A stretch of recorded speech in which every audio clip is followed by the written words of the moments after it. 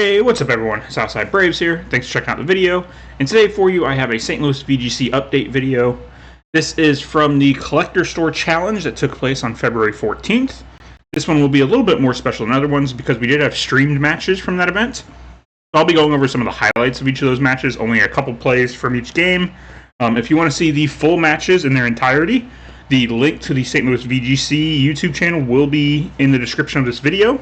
You can go see all the full-length matches over there. Again, I will only be doing the highlights. So, that being said, let's first take a look at the usage from that event. So, not too surprising to see Fluttermane in that top spot, but let me point out that percentage. Almost every player in this event that submitted their teams for stat reasons played Fluttermane. 85.7%. I believe that is the highest percentage we've seen in any of my videos since doing this. So that's crazy. Next group of four, we have Incineroar, Waterpawn, Raging Bolt, and Rillaboom. No real surprises there. They're all at 42.9%. Then we have Ursaluna and Rapid Strike Urshifu at 28.6%. Followed up by some of the lower ones that were used. Iron Bundle, Bronzong, and Moltres Galarian form all at 14.3%. So these are your top used Pokemon. Again, my takeaway is that Fluttermane percentage, that is crazy high. Yeah, these are the Pokemon that were used at that event. So now we're going to take a look at the matches themselves. So I apologize for the video quality. Trying to pull them from the St. Louis VGC YouTube channel onto my video to then talk about the highlights. Something got a little mixed up with the sizing and the quality of the video, so I do apologize for that. But we will still get to look at the plays, and that's the important part. So first off here in our first match of the day, we have Kyle on the side we are viewing with Medicham and Regigigas up against Josiah, who has the Ursaluna and Cresselia. So let's jump into this. And let me just say how much I absolutely love this Medicham Regigigas team. The way this works is awesome to me. But yeah, what we're going to be seeing here as this plays out is we're going to see skill swap shenanigans.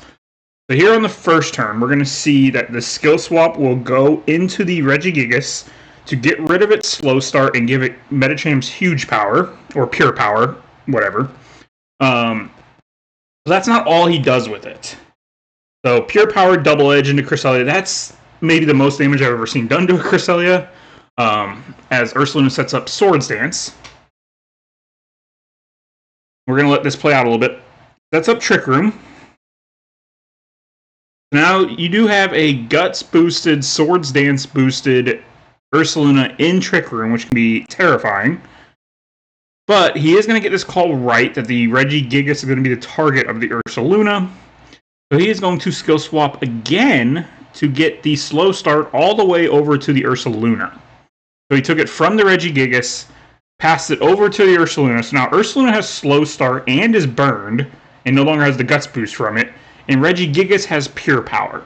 Like, these first two turns could not have made one team's powerhouse mon more strong, while also just neutering the powerhouse Pokemon on the other side. So these first two turns were awesome. This is what I want to highlight from Game 1 of this set. Now, there is more to this Game 1 that I wanted to point out, as we're going to jump into our second play from Game 1 here. The end game of this gets tricky. So, Dazzling Gleam here is going to knock out Fluttermane and Regigigas. So, Kyle here still has two Pokemon left, but it is Medicham and Screamtail, neither of which have a damaging move to target Fluttermane. So his win condition here is Encore Disable with Screamtail. But I am a little concerned about the way this is played. I'm a big Screamtail fan. I love Screamtail. The last move we saw Fluttermane click was Dazzling Gleam. So Screamtail is going to go for Disable here, to disable the Dazzling Gleam and then try to Encore it into it. I think this is extremely risky. Dazzling Gleam's not going to do that much to Screamtail. So you are fine to Encore it first. If you went for Disable here and it went for Shadow Ball on this turn, or Moonblast, or any other damaging move, you have now lost the game. Because now you can only encore it into the move that it can hit you with, and you can no longer disable it. So I think it was very risky to go for the disable first. Got a little bit lucky. Should have encored. But again, the beginning of that game 1 with the Metacham stuff was awesome.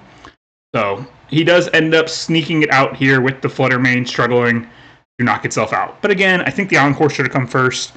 But yeah, that was game 1 win for Kyle. So now in game 2 here, we're going to see the other way he can play this. Whoops. Play this. Okay, so we saw all the Metacham shenanigans in the first game. So he could easily switch in Regigigas here for the Tornadus and skill swap, and his opponent's got to be thinking that's a strong possibility.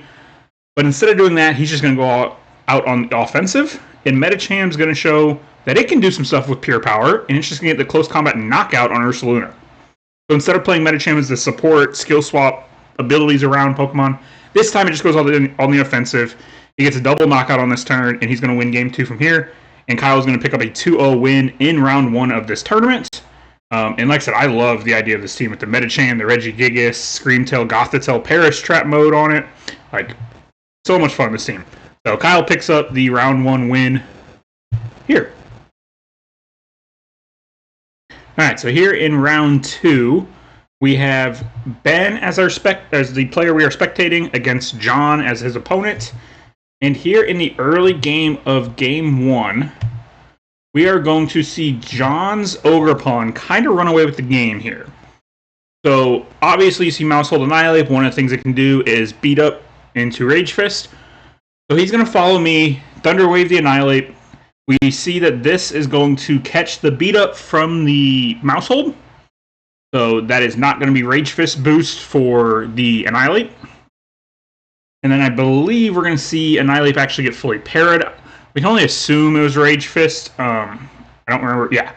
We see he still hover over Rage Fist. That is what he clicked here. But not only is it going to stop the beat up, but we are going to see the double up into Annihilate here, calling the Protect from Mousehold.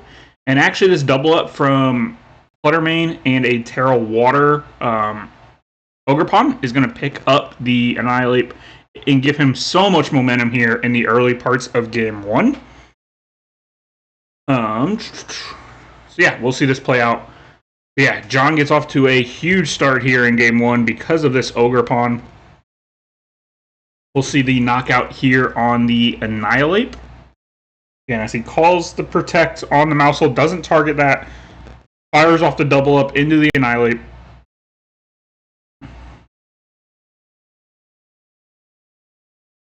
Does get a special attack drop, giving it a Defiant boost. That won't matter. We will see the Ogerpon act next and take out the Annihilate.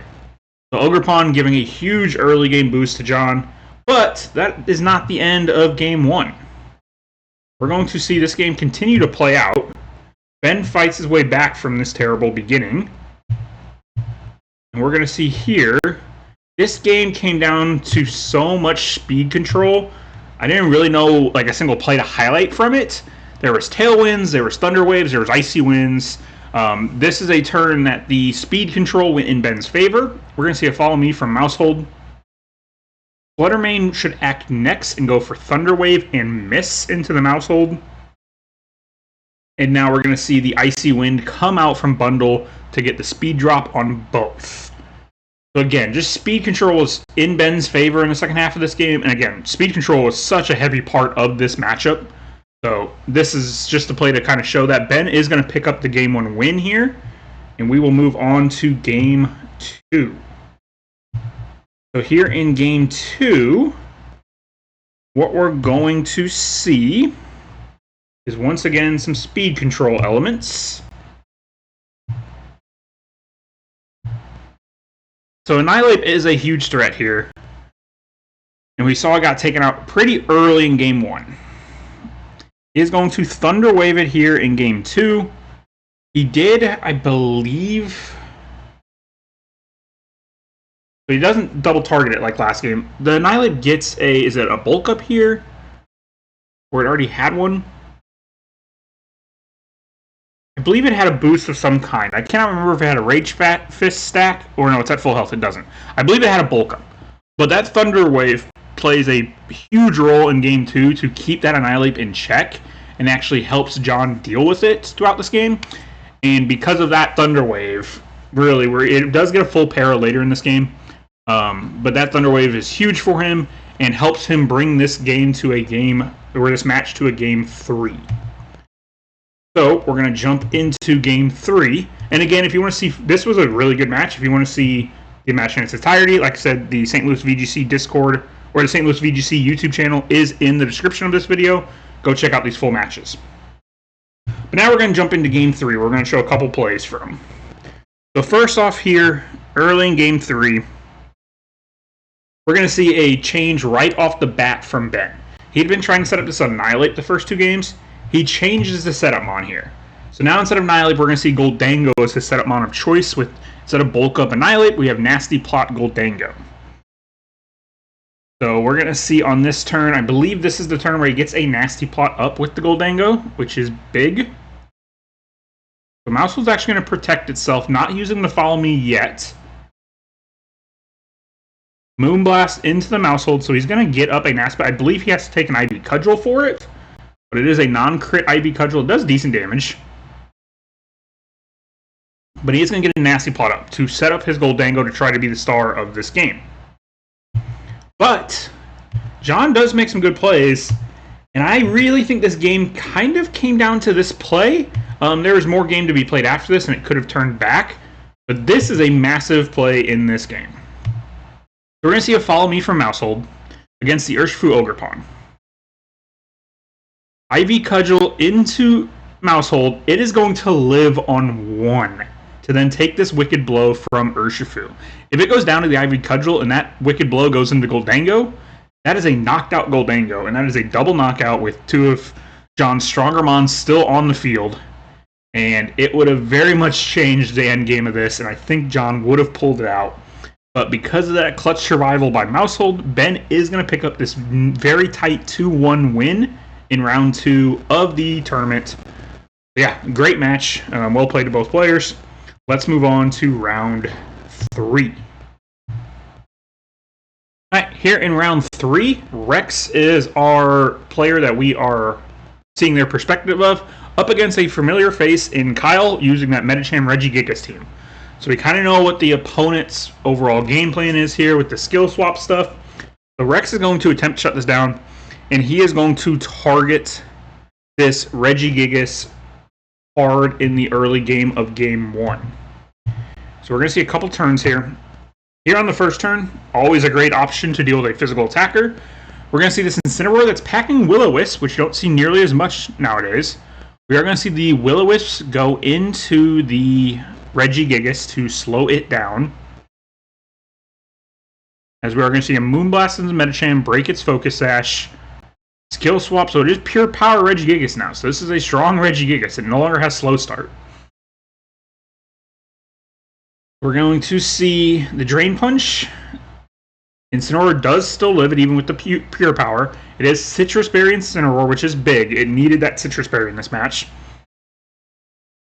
And it is going to land the Will-O-Wisp onto Regigigas. So that is one way to slow it down. So it got rid of slow start. So that would be neutral Regigigas. Got pure power for the boost. But now it's burned, basically bringing it back to around neutral Regigigas without slow start, I believe. My math on pure power and everything could be wrong, but I believe we should have neutral Regigigas. No slow start, but no pure power buff. Just canceled out by the burn. That's not all Rex does to deal with this Regigigas. It is Covert Cloak. We can't slow it down with Icy Wind. At least not now. But we are going to see this Incineroar is going to take another hit from Regigigas. Another super effective hit. Live on 3. And now knock off this Clear Amulet. That is going to set up Flutter Mane to Icy Wind it later in this match. Which comes back to be big for Rex. And take this Game 1 win. Mainly because of how he dealt with this Regigigas. So very well played. Rex takes Game 1. We will move on to Game 2. So in game 2, we're going to see a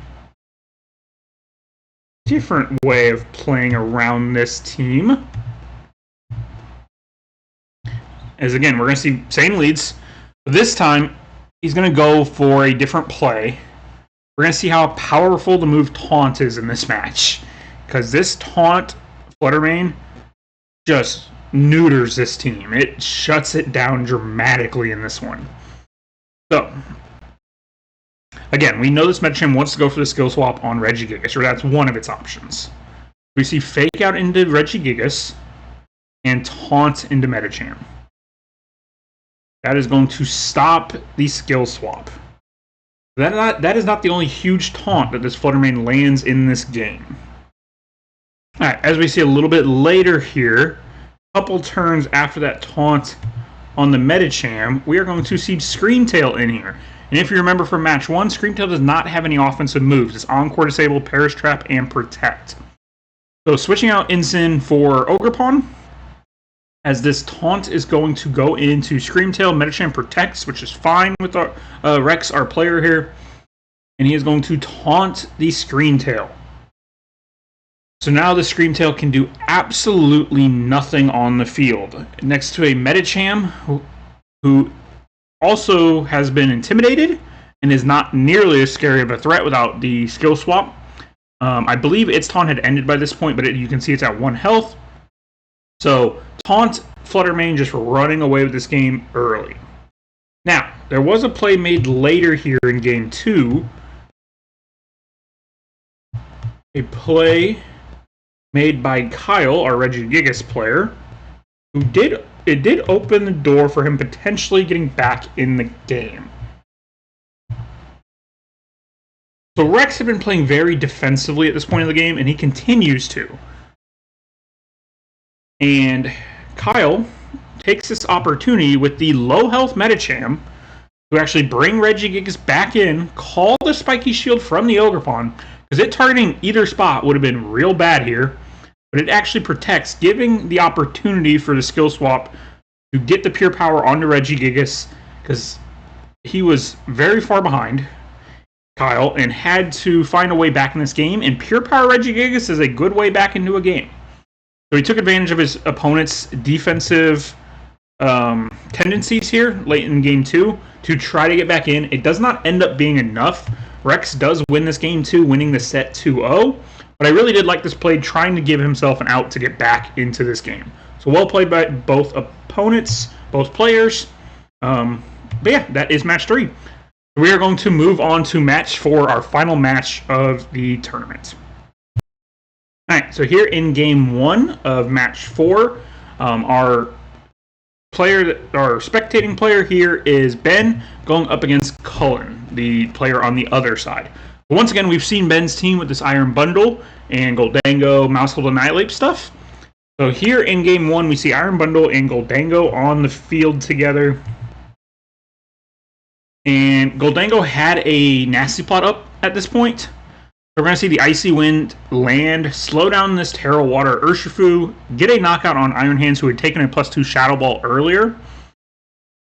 And because of the Icy Wind, the Goldango will now outspeed the Urshifu and get a +2 Shadow Ball onto the Urshifu, picking up the knockout there. And this really ended the game here in Game 1, knocking out both these Pokemon. But there was a play later here in this Game 1 that kept it alive a little bit here for Cullen. Let's take a look. Here we're going to see the same two on the field. We're going to bring Iron Bundle down to its sash. And an Icy Wind followed by a Make It Rain or even a Shadow Ball from Goldango. Taking out this Fluttermane pretty much wins the game. We're going to see the Icy Wind miss on the Fluttermane. This Fluttermane is still packing Shadow Ball, which is not guaranteed anymore. This one does have it, and it's actually going to knock out this nasty plotted up Goldango, which allows Cullen back into this game a little bit. It's not enough. Ben is going to win this Game 1, but I didn't want to highlight this play as it was opening the door a little bit for Cullen. So, now let's jump into Game 2 here. And I think Game 2 kind of play turn 1 of game 2 is kind of the most telling factor of it. Cullen goes for a very risky play, and I get why. You think if I slow down this Annihilate, make sure I outspeed it with all of my Pokemon, I can deal with it. But there is the risk in that. We are going to see the Terra Fairy Flutter Mane here on turn 1. We're going to see Annihilate also Terra into Fire. And we're going to see the Flutter Mane click Icy Wind, which we know why it's dangerous into Annihilate. It's going to give it the +2 Defiant boost. And Annihilate kind of just runs away with this game after that. There is a point later in the game that Ben does have to switch it out, and he actually positions it very, very well at the end of the game to make sure Annihilate is the key factor to win the game, because he is Terra Fire now and has to deal with a Water Urshifu back. But because of his positioning that, he is able to deal with it. But again, this Annihilate, getting this boost early, it gets, I believe, 3 of the 4 knockouts. But it's just going to start Rage Fisting everything in existence. I believe it kills Flutter Mane this turn, knocks out Flutter Mane. And then next turn, I believe it knocks out Rillaboom. So, yeah, the Icy Wind on Annihilate, super risky play. And again, there are worlds that it does pay off. But this was not one of them. Annihilate runs away with this game with that +2 attack boost. And ends up winning round 4 for Ben. So, congrats to Ben on winning that one. Well played to all the players that I got to see in the stream matches. I was not at this tournament, so the only matches I saw were the stream ones. But well played to all of them. If I called something out about your team that was incorrect, or I mispronounced one of your names incorrectly, or anything like that, I do apologize. Just kind of going off what I have, but wanted to highlight these matches. And again, I thought we had some very, very well played matches in this tournament. So I'm going to say it one last time. If you want to see the full matches, check the description of my video. You will see the link to the St. Louis VGC YouTube channel, where you can see all 4 of these matches in their entirety. So, that being said, the final standings, we saw 2 of Ben's games. He did end up taking first with that Iron Bundle. Played a huge part in the matches we got to see from him, and he did himself vote it as the MVP of his team. Second place, we did not get that player to actually submit their team, so I don't know much about what they're running or anything. So, but we did see Ben, the overall winner. So congrats to him. And yeah, thank you guys for checking out the video. We will have more of these every week as long as we have VGC events happening in St. Louis. Let me know if you want to see me add anything else to these, or any other ways you could see me improving them. I'm open to suggestions. Yeah, if you did like it, please do like the video, subscribe to the channel. Would really appreciate that. And yeah, thank you for watching. I hope you all have a good day and a good night, and I'll catch you in a future video. Bye, guys.